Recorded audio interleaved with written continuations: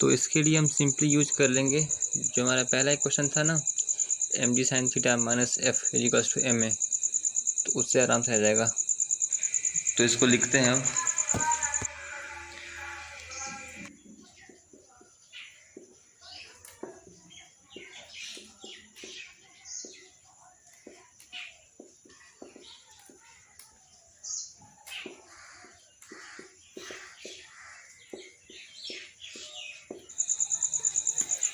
इसमें कुछ करना नहीं है, इसमें बस हमको वैल्यूज पुट करनी है कि जो हमारा ए का वैल्यू आया था ना उसको इसमें रख देंगे तो हमको एफ मिल जाएगा।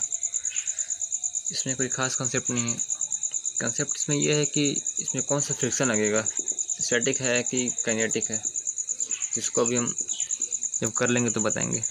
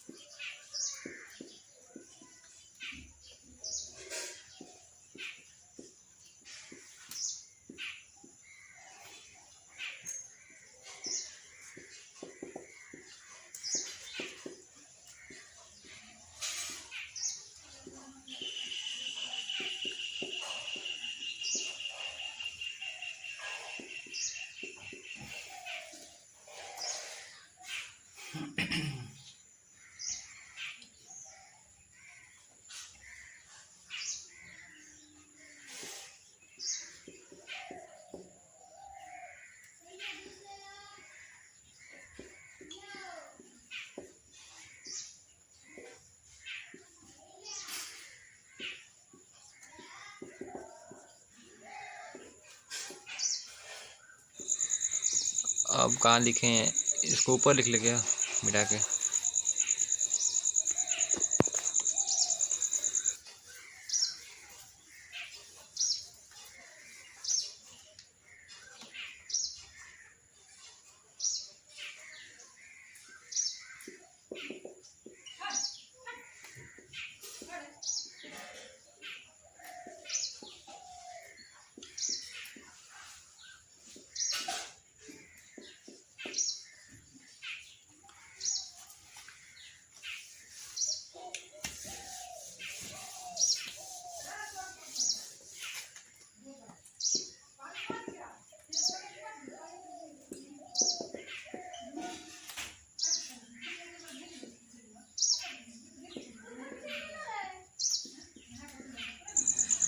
हाँ, तो यहाँ हमको मिल गया फ्रिक्शन का वैल्यू।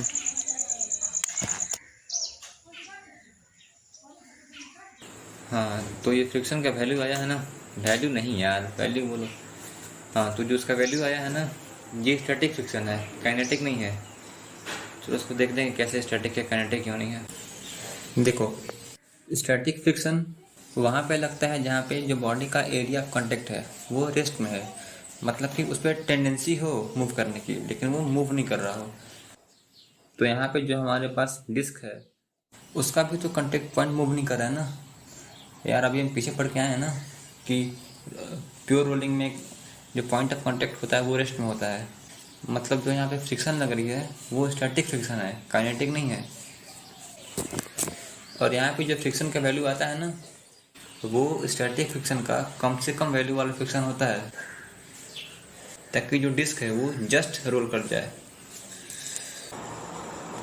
हाँ, तो ये रहा हमारा फ्रिक्शन का वैल्यू। फिर वैल्यू वैल्यू यार,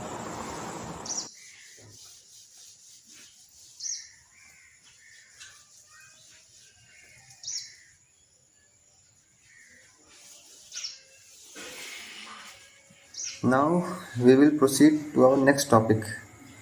गजब, क्या इंग्लिश बोलती भाई तुम। देखो, अब आता है कंजर्वेशन ऑफ मैकेनिकल एनर्जी। इसमें हम लोग जानेंगे कि जो एनर्जी यहाँ पे कंजर्व हो रही है कि नहीं। अब बहुत लोग सोच रहे होंगे कि यहाँ पे फ्रिक्शन आ गया है तो एनर्जी कंजर्व कैसे करेंगे। लेकिन अगर work done by friction zero हो गया तो तब तो लगा सकते हैं ना ये एनर्जी कंजर्वेशन। अरे यार, जब कांटेक्ट पॉइंट का डिस्प्लेसमेंट जीरो हो रहा है, मतलब वो मूव नहीं कर रहा है, तो फ्रिक्शनल फोर्स का वर्क डन तो जीरो हो गया ना यार। तब तो हम लगा ही सकते हैं कंजर्वेशन ऑफ मैकेनिकल एनर्जी। कभी कभी मेरी आवाज़ थोड़ी लाउड आ रही होगी, तो जब लाउड आ रही होगी तो इसका मतलब कि हम थोड़ा कैमरे के पास में हैं, और जब ठीक ठाक आ रही होगी तो थोड़ा दूरी पे होंगे हम, जैसे अभी हैं। अच्छा देखो, अगर हमारी वेलोसिटी जो हम कंजर्वेशन ऑफ मैकेनिकल एनर्जी की हेल्प से निकालेंगे, अगर इसकी वैल्यू जो हम इक्वेशन ऑफ मोशन की हेल्प से भी निकाले थे अगर उससे मैच कर गए, तो मानो कि एनर्जी कंजर्वेशन लगाना वैलिड है यहाँ पे। ठीक है ना, तो हम निकालना शुरू करते हैं।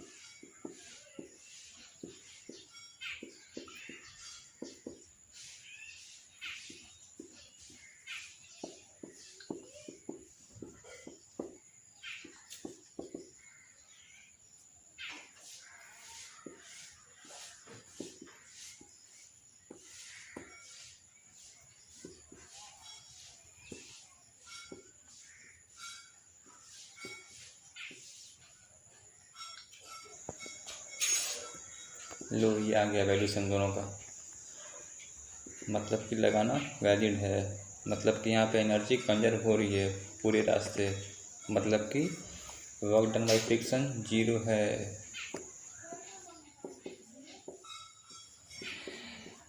तो अब इसको ठीक से लिख भी लेते हैं।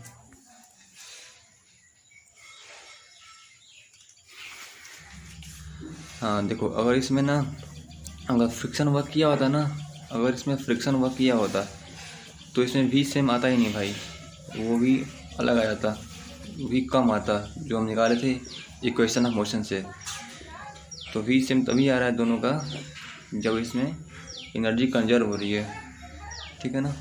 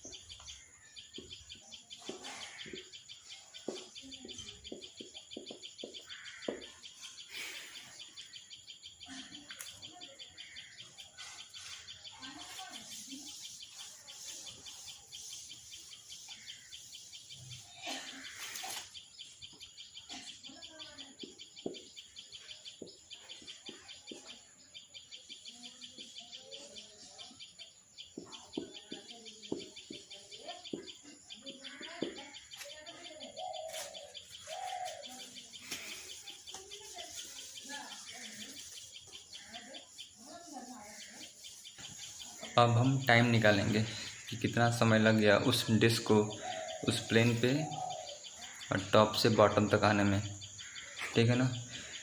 तो यार ये निकालने के लिए हम सिंपली यूज कर लेंगे अपना इक्वेशन ऑफ मोशन को, और हम एस ले लेंगे जो बॉडी का डिस्प्लेसमेंट होगा टॉप से बॉटम तक, तो उसको हम एस मान लेंगे, तो उससे निकल जाएगा।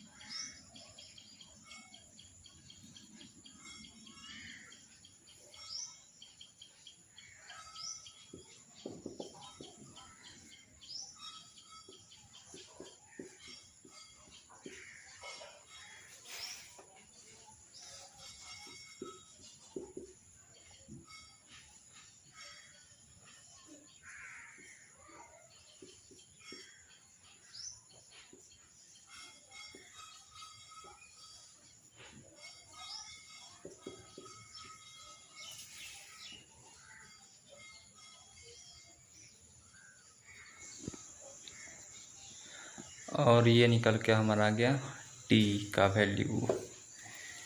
वैल्यू वैल्यू बोल रहे हो, बोलेंगे वैल्यू बोलो तो।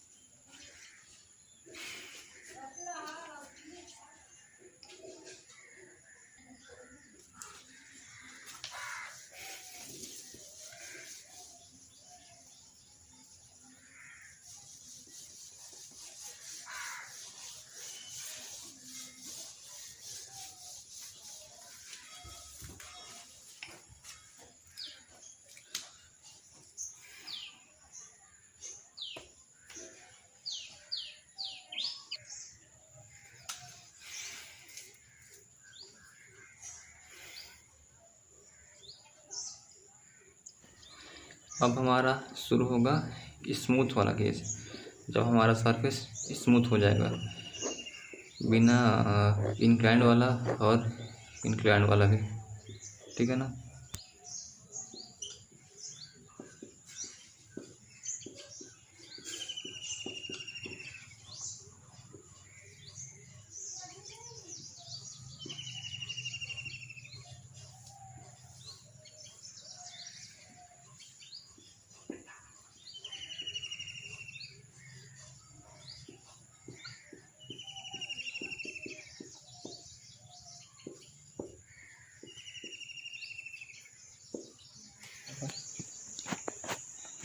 देखो, मान लो कि हमारे पास कोई एक प्लेन है बिना एंगल वाला, बिना इंक्लाइंड वाला, ठीक है ना।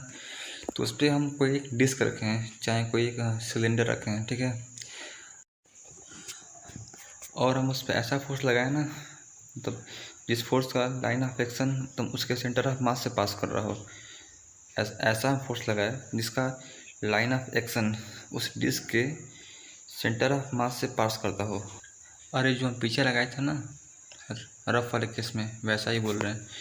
तो अगर उसको वैसा ही फोर्स मिल गया ना, तो वो सिर्फ ट्रांसलेशनल मोशन करेगी, वहाँ पे रोलिंग पॉसिबल नहीं होगा, क्योंकि यहाँ पे टॉर्क नहीं बन पाएगा इसीलिए। लेकिन अगर हम शुरू में ही उस मतलब डिस्क को एकदम करेक्ट लेटरल और एंगुलर वेलोसिटी दे दें, तो वो प्योर रोलिंग पे आ जाएगी, अगर हमारा सरफेस स्मूथ भी है तब भी। और ये सिर्फ एक आइडियल केस है, क्योंकि ऐसा कोई सरफेस है ही नहीं जिसका म्यू एकदम जीरो हो गया। तो ये आइडियली कैसे मानोगे, ऐसा हो ही नहीं सकता। अब इसको लिख लेते हैं बढ़िया से। यार तुम हमेशा यही बोल रहे हो कि लिख लेते हैं बढ़िया से बढ़िया से। अच्छा तुम बताओ ना कि बढ़िया से भी बढ़िया कुछ होता है क्या? नहीं ना। तो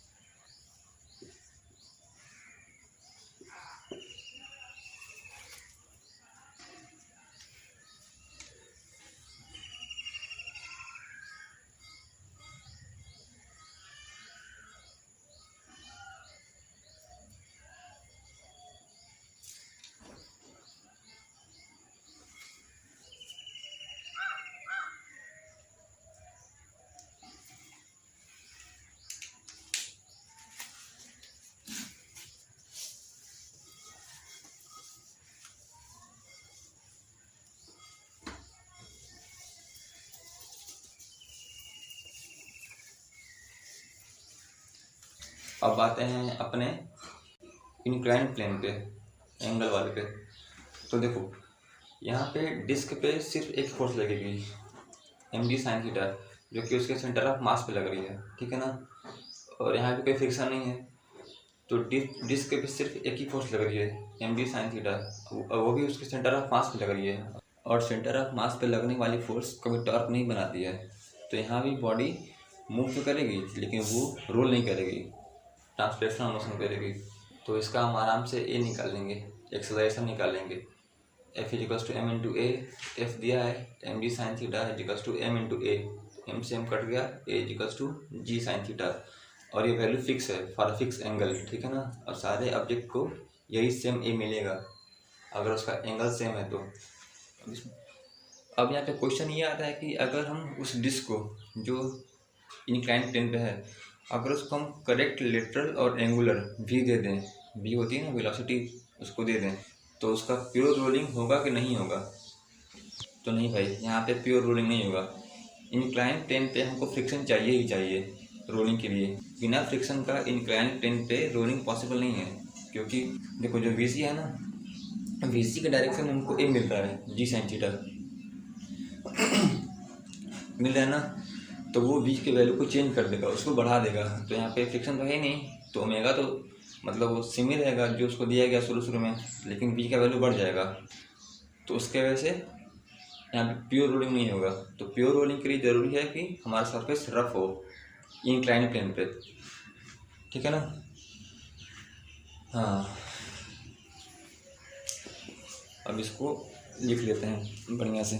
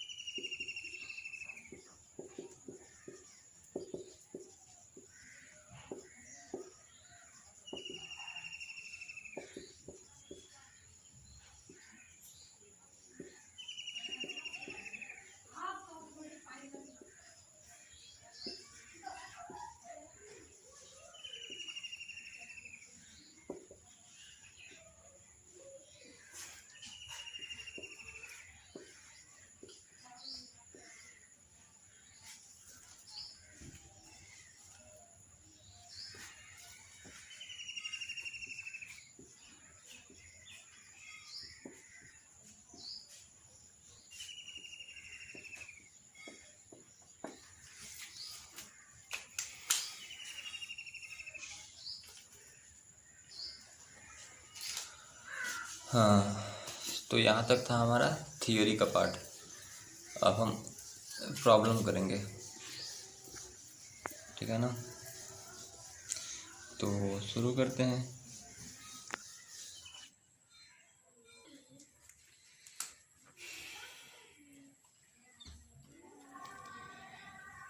तो पहला क्वेश्चन देखते हैं हम लोग।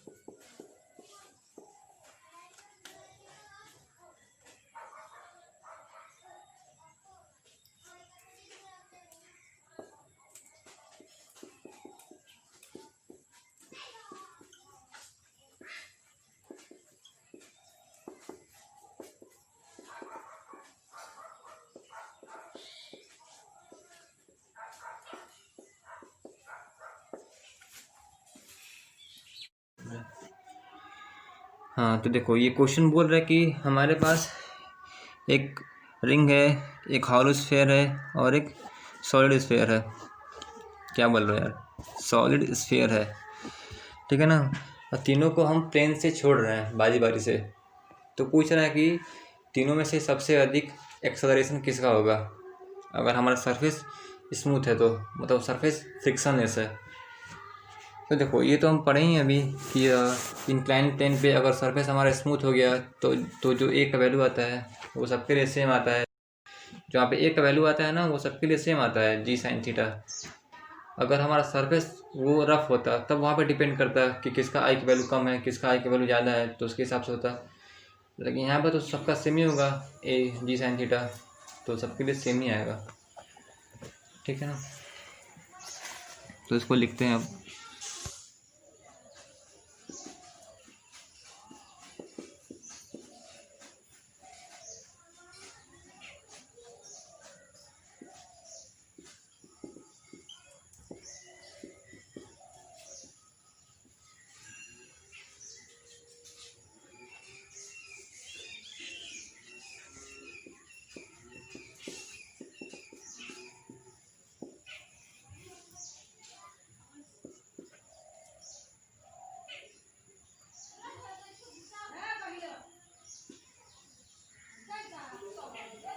यार अब इसके बाद क्वेश्चन डायरेक्टली बोर्ड पे आ जाएगा, लिखने में टाइम निकल जा रहा है यार।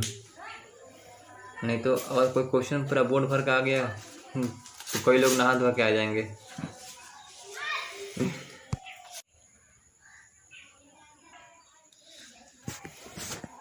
हाँ अब देखो ये वाला क्वेश्चन यार सिंपली एकदम फार्मूला बेस है, क्योंकि इसमें आई दे दिया है, एम दे दिया है हमको, आर दे दिया है, एंगल दे दिया है, वी दे दिया है, और पूछ रहा है कि इंक्लाइन पे उसका एस कितना होगा, डिस्प्लेसमेंट कितना होगा उसका। तो इसके लिए हम यूज कर लेंगे कंजर्वेशन ऑफ एनर्जी को, और वहाँ पे हम चेंज भी कर लेंगे एच को एस साइन थीटा में। तो इसको करते हैं अब।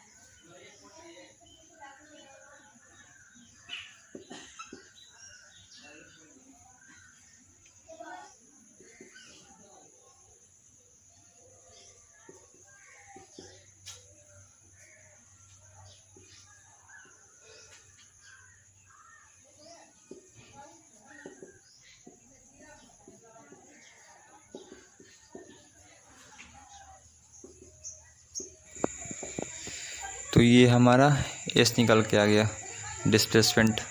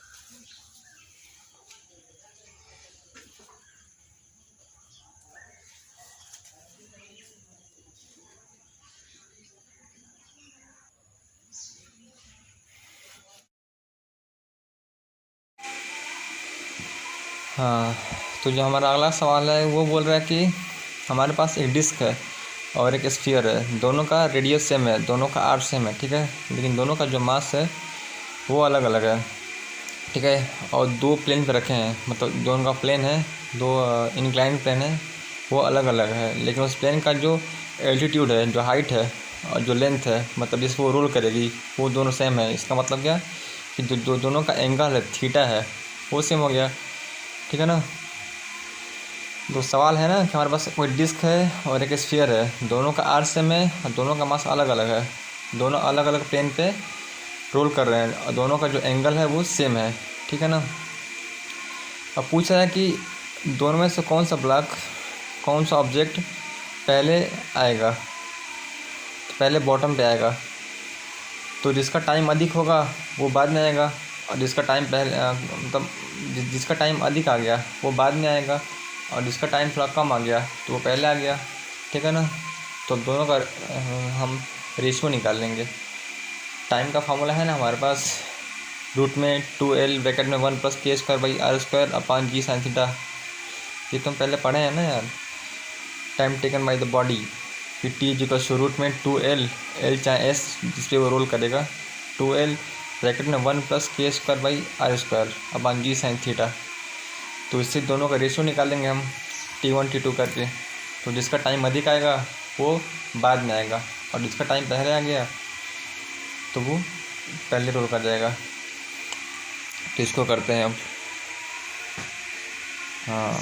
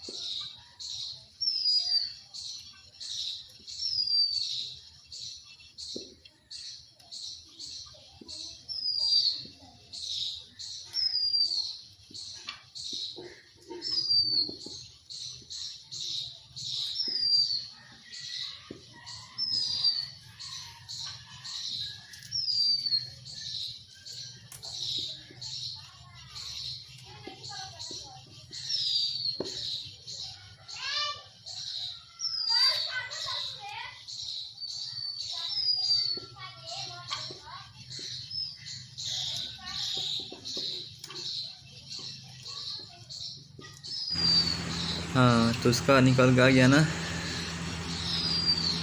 आंसर, डी होगा इसका।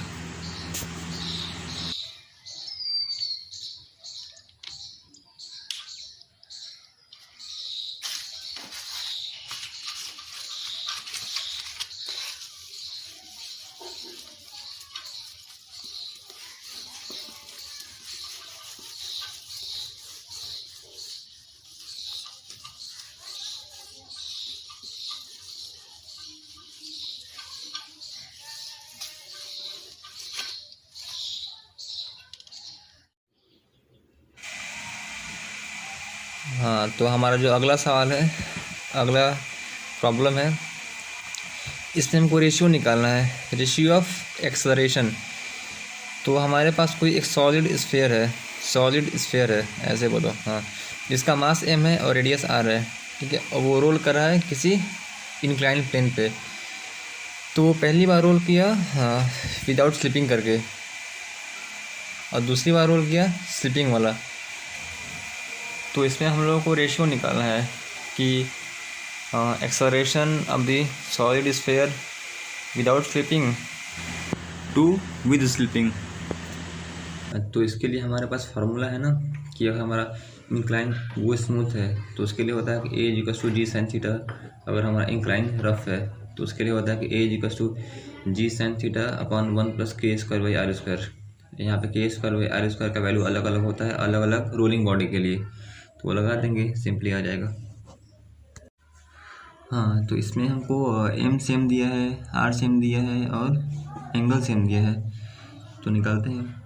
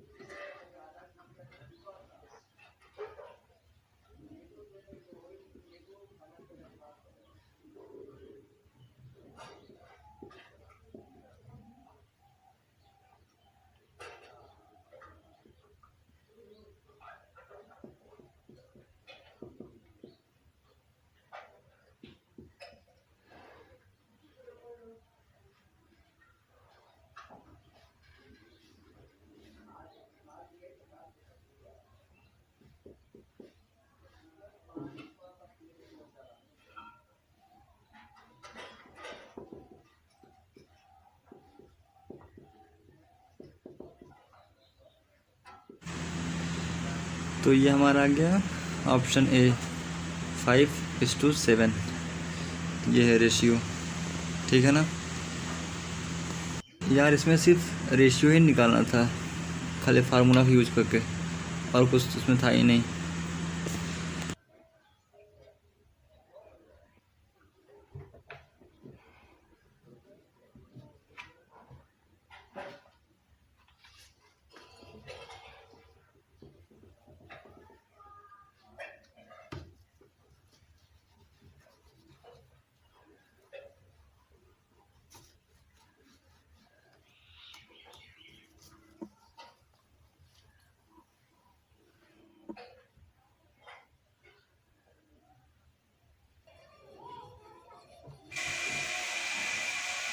हमारा अगला सवाल है 2013 का।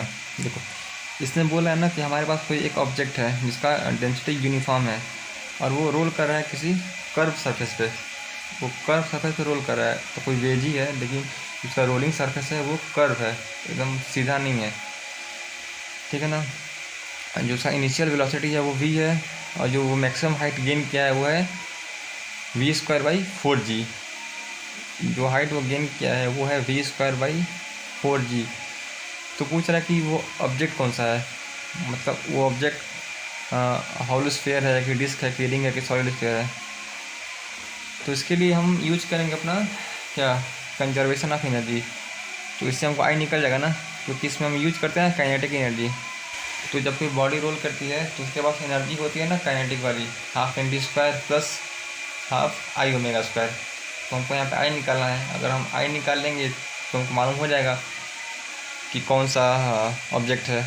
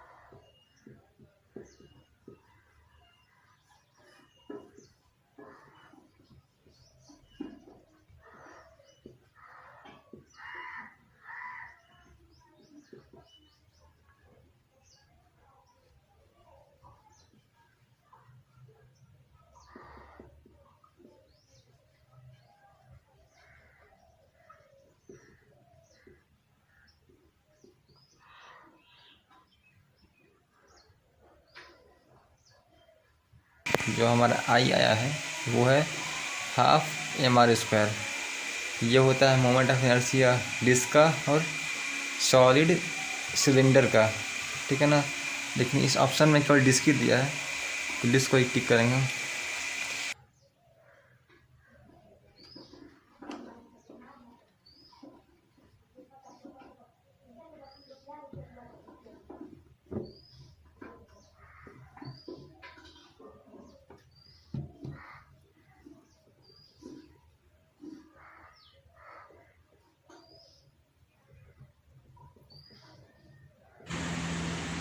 यार इससे बढ़िया तो हम हाथ से ही साफ कर लेंगे।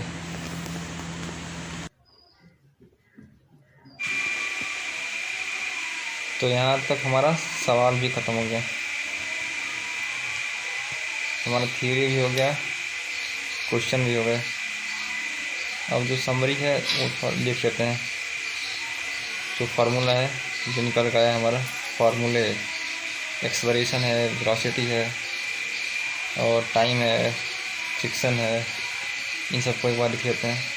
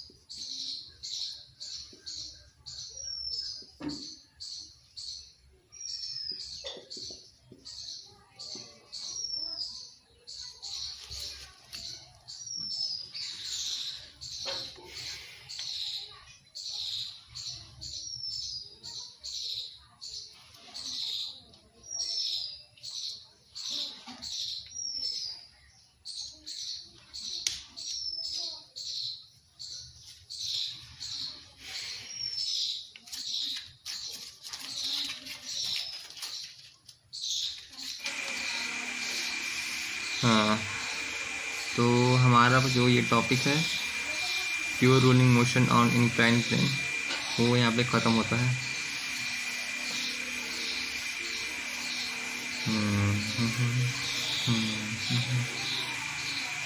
अब कुछ तो सोच रहे होंगे कि यार ये क्या पीछे पीछे बोल रहा है, सामने क्यों नहीं आ रहा है। अरे सामने आएंगे बाद में।